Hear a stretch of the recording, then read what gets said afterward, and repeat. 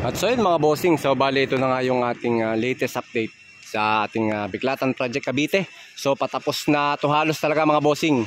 So itong nakikita nyo sa harapan, ayan na lang, ito na yung finish na pintura sa labas. Sa loob, mga retouching na lang yung natira. So bali dito, yun na lang, firewall, and then itong mga canopy. So masilyahan ko na maganda yung mga canopy natin. Syempre gusto ko tuwid na tuwid yung mga kanto dahil nasa front. So kita nyo, diba? Ito yung harapan ng bahay.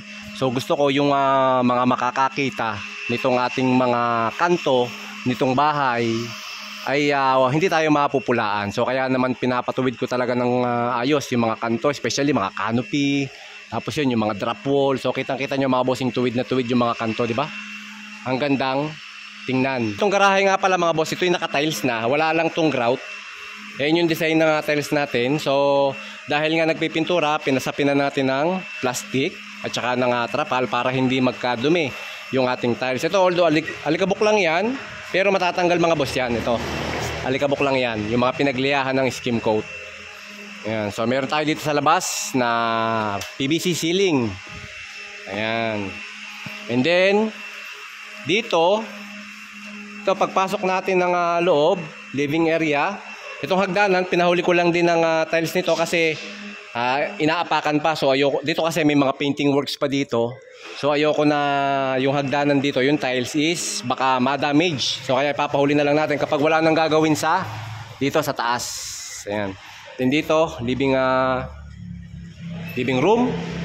Ayan, so bali meron tayo ditong 60 by 60 porcelain tiles na meron tayong marble design. Then uniform lang yung pagkakalagay ng ating mga tiles. Ayan. So bali ito, finish na yung ating high ceiling. Yung high ceiling natin, meron tayong cove ceiling design. And then meron tayong PVC panel pa rin na kulay puti, na marble design din. Ayan. And then ito na lang, retouching na lang yung mga pintura sa baba. So kita nyo ito, bago ako nagpa-tiles dito, pinatapos ko na muna yung ibabaw. So para wala nang scaffolding na papasok dito sa loob ng bahay. Ayan, naka-grout na rin tayo. Kasi nga gusto ko ayoko nang madadamage yung mga tiles natin. Kasi nga baka mamaya magasgasan, magkaroon ng chipping yung mga kanto. Siyempre pag ng andamyo, di ba? So kaya iniingatan ko palagi yan. Ayan yung diskarte namin mga bossing. Pinapipinish ko na yung pintura ng kisame, wall, hanggang sa abot na lang ng tao yung matitira. Ayan mga boss. So kung gusto nyo gayahin, bahala kayo mga bossing. And then dito, kitchen part. Ayan, dining area. So meron din tayo ditong cove ceiling design. Then PVC panel pa rin of course. Ayan, may marble design na kulay puti. And then ito, hindi ko pa pinapag-groutan kasi meron pa tayong mga materialis dito. And then dinadaanan pa to ng tao. So dito naman makikita nyo, meron tayo ditong sliding door na ilalagay. So mapapansin niyo mga boss, pag nagagawa kami ng pinakalalagyan ng frame ng sliding door, meron kaming drop. Idinadrop ko ito mga bossing. Ito, ayan o. Ito mababa. Ang purpose kasi, alam nyo mga boss, kapag maggagawa kasi ng railings, ayoko ng railings ay nakapatong dito sa ibabaw ng tiles. Ang gusto ko, nakadrop lang siya. Kung gaano kalaki yung railings, gaano kalaki yung dinadrop ko. Para yung railings natin is pantay lang sa tiles. Halimbawa, pag magwawalis ka, walang magiging sagabal. Hindi magiging sagabal yung railings pag nagwalis. And then, hindi rin maaapak-apakan kasi nga nasa baba siya. So yun mga bossing yung diskarte namin. At the same time yung tubig, di ba? Pag sarado, hindi papasok ang tubig sa loob kasi nakadrop yung ating pinakalalagyan ng railing. So ganyan yung diskarte namin mga boss ha. And then pati yung sa main door namin, ganyan din ang ginagawa ko. Ito mga bossing, pakita ko sa inyo. Pagdating sa main door namin, ito yan. May nakadrop din. So bali yung tiles kasi namin mga boss, ang tiles ko hanggang dito lang. Pero ito isang buo to mga boss ha. Yung galing sa layout namin, isang buo dito sa front. Pero ang ginagawa ko, pinadadrop ko yung may matitira na portion hanggang dito lang sa basyada. Bakit?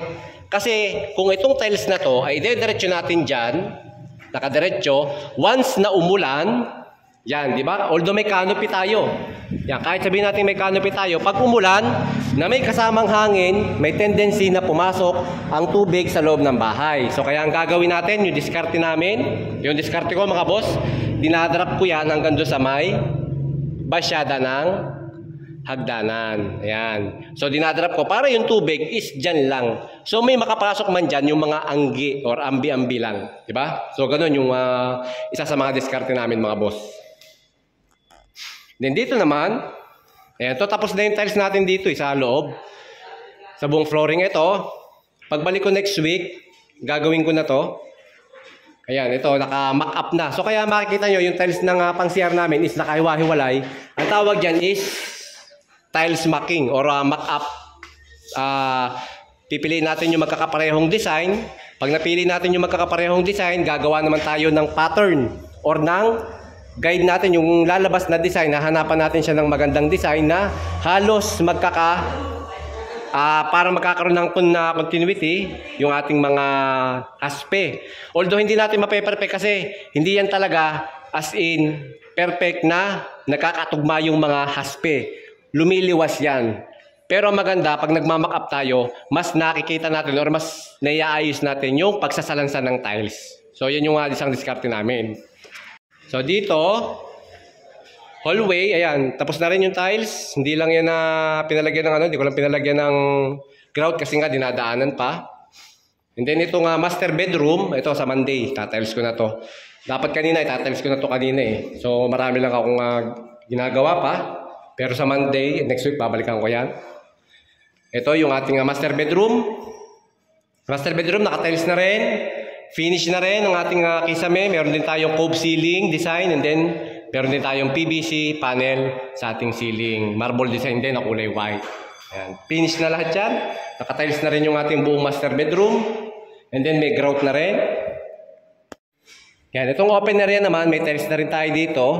Ayan. So may slope yan papunta doon sa draining, sa ating drain. So para pag ulan, ayan, kasi open area yan mga bossing. Yan. For ventilation.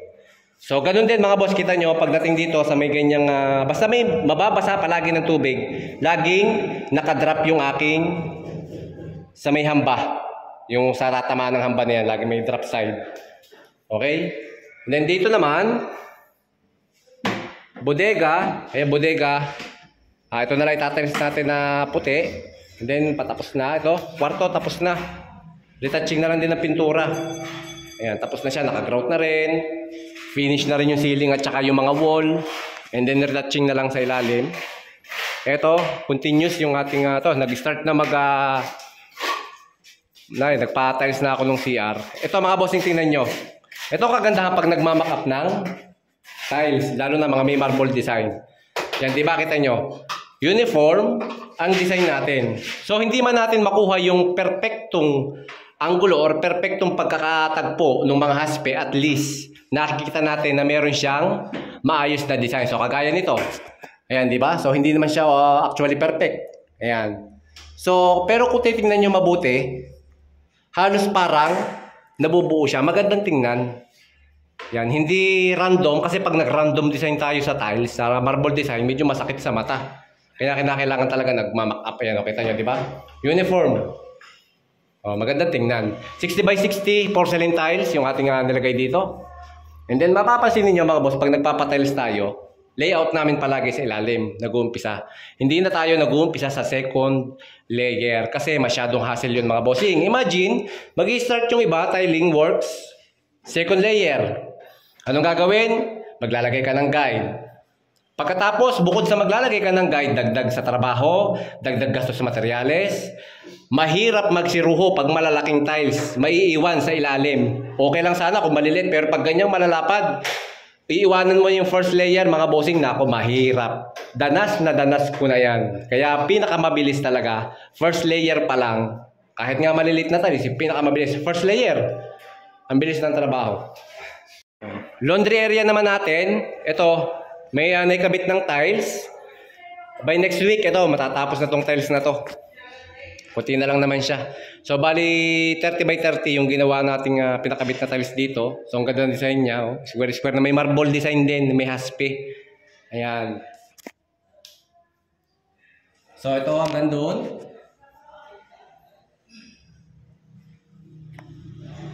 Ayan mga bossing. And then dito naman, isang kwarto tapos na rin to mga bossing.